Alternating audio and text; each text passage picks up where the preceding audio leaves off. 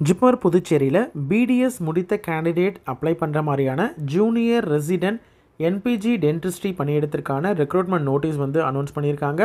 Tenure பேசிஸில் இருக்கக்கூடிய இந்த ஜேஆர் போஸ்ட்டுக்கு 2 வேக்கன்சி வந்து அன்ரிசர்வ்டில் அனௌன்ஸ் பண்ணியிருக்காங்க. அப்ராக்சிமேட்டாக பெர் மந்த் சேலரி வந்து 1,15,000 ரூபாய் இருக்கும். சரிங்களா?